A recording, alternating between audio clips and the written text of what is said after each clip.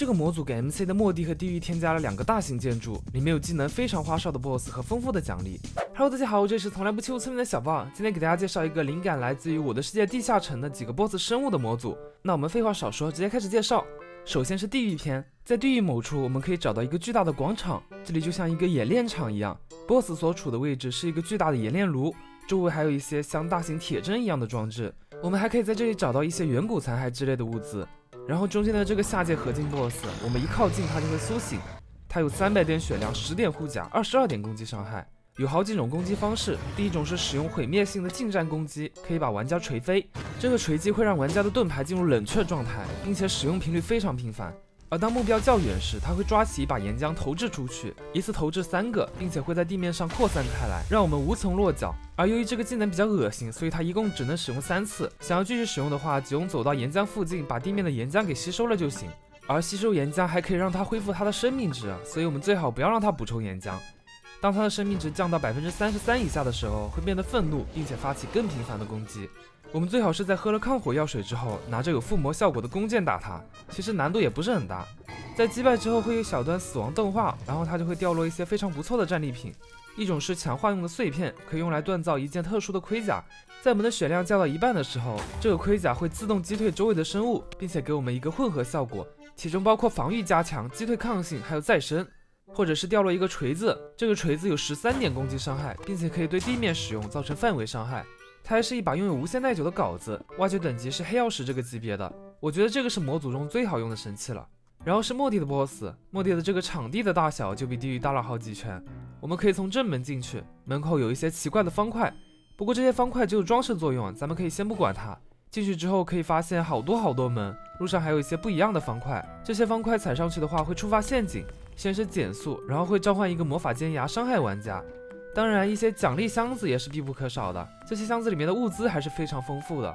在这一层的中间有一个房间，里面有一个末地傀儡，全身由黑曜石组成，黑不溜秋的。它算是一个精英怪，并不是2个大 boss 之一，不过也是非常强大的，有150点血量和12点护甲。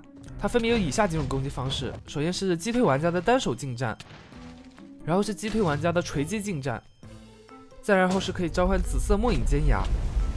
这个傀儡的话，其实用盾牌就可以站撸了，这种小精英就别想着破咱们的防了。它的掉落物是一个勋章，可以拿来使用它的尖牙技能，有冷却时间，不过伤害还是比较可观的。然后这个末地城堡的塔，它是上下分层的，每一层都可以直接挖下去。下来的第2层也是有末地傀儡的，而且数量还不少，当然可以让我们掠夺的战利品箱子也很多。然后我们再前往下一层，这一层的话就只有单个房间了，这里有着末地的最终首领末地守卫者，比末地傀儡要强大的多，它有300点的血量、20点护甲，近战攻击也有好几种。首先是这个向下打一拳，16点伤害，看着威力就非常巨大。然后是蓄力并将玩家吸过去的攻击，还有这种一小段加速，然后冲过来一个上勾拳。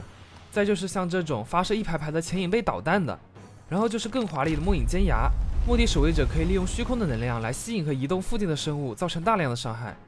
在地面上我们还有可能会踩到一些可以把玩家吸附住的陷阱，也要千万小心。而且我们是没有办法用弓箭对它造成伤害的，就非常难打。当它的血量减半之后，末地守卫者的头盔会破裂，并且它会愤怒地将地面砸出一个大窟窿。这个时候我们会发现它的头盔里面居然藏着一个前引背的摇柱，好家伙，这个反差也太大了。然后这个时候它的护甲会减半，而且我们可以使用弓箭攻击它了，直接给它快速安排掉就行。被击败之后它会掉落一个拳套，这个拳套有11点的攻击伤害，甚至还可以在手上提供护甲。我们右键蓄力之后，可以像 BOSS 一样把周围的生物吸附到自己面前，防止敌人逃跑。然后是几个小生物，首先是这个加强版的幻魔者，它会影分身，会移形换位，还会加强版的幻魔者尖牙，打起来还挺麻烦的。然后是一个拿着喷火枪的僵尸猪灵，可以无限喷射火焰，这个武器就离谱。不过这2个生物都是还在制作当中的。这里还有2套正在制作中的盔甲，后续应该会完善它们的获取方式。每套盔甲都有特殊的能力和属性。OK， 那么以上就是我们今天介绍这个模组的全部内容了。